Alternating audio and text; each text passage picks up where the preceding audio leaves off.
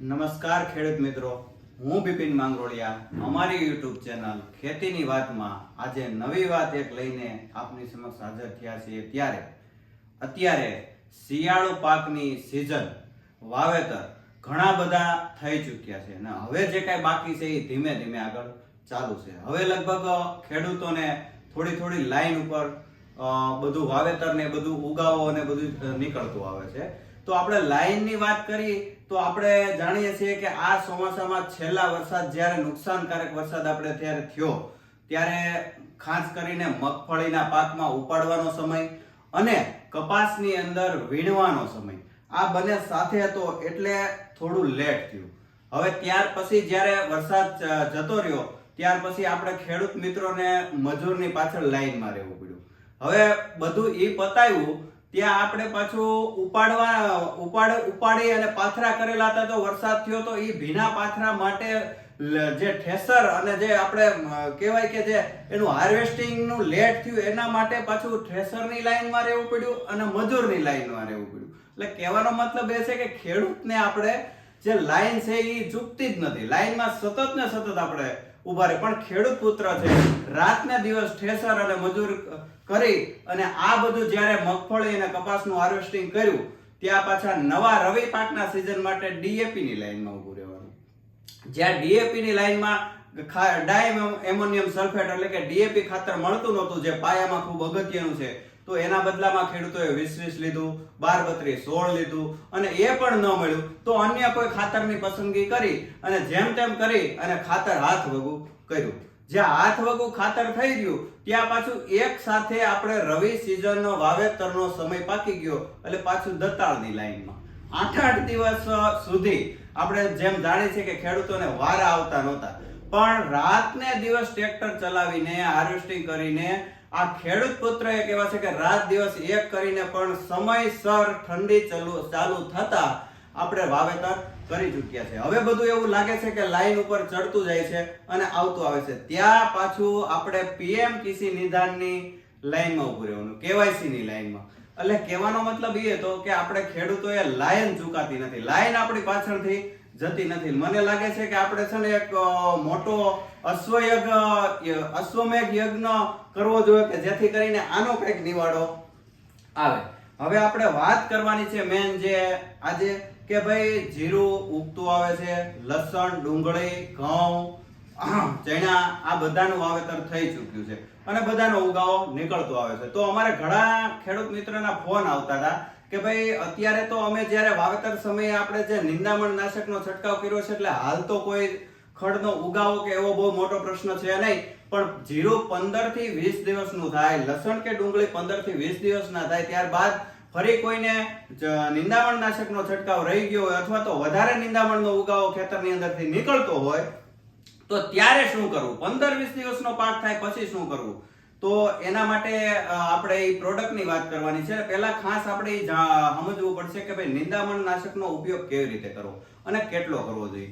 આપણે વાત કરીએ સૌરાષ્ટ્રની અને આપણા વિસ્તારની તો આપણે ઓછામાં ઓછા નિંદામણ નાશકનો ઉપયોગ થતો હશે એવું આપણે માની શકીએ કારણ કે પેસ્ટિસાઇડ, ફંજીસાઇડ અને હર્બિસાઇડ તો એમાં આપણે ભારતની અંદર સૌથી મોટો ઉપયોગ થતો હોય તો એ છે હર્બિસાઇડનો.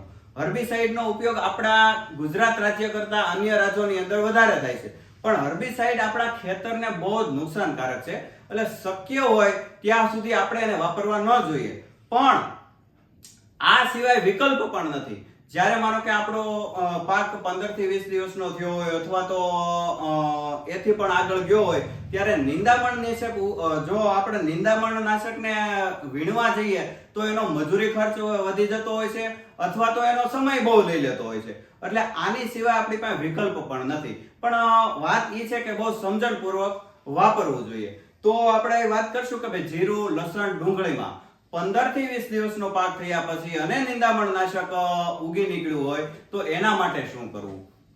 તો આપણે એ સમજીએ કે ભાઈ ધાનુકા કંપનીનું 1 કિલ આવે છે જેની અંદર ક્વિઝાલોફોપ ઇથાઇલ 4% EC અને ઓક્સીફ્લોરોફિન 6% EC સાથે બંને કન્ટેન એક પ્રોડક્ટની અંદર આવે છે જે કૂપળા વાળું ખડ અને પાંદડિયું ખડ એટલે કે ગોળ પાન વાળું ખડ બંનેનો નાશ કરે છે. આને જીરું, લસણ અથવા ડુંગળી, આ 3 પાકની અંદર આપણો પાક 15 દિવસનો થયો હોય તો 15 ml લેખે, 20 દિવસનો થયો હોય તો 20 ml લેખે અને 25 દિવસનો થયો હોય તો 25 ml લેખે પ્રતિ પંપ 16 લીટર પ્રતિ પંપ લેખે આને વાપરવાનો હોય છે.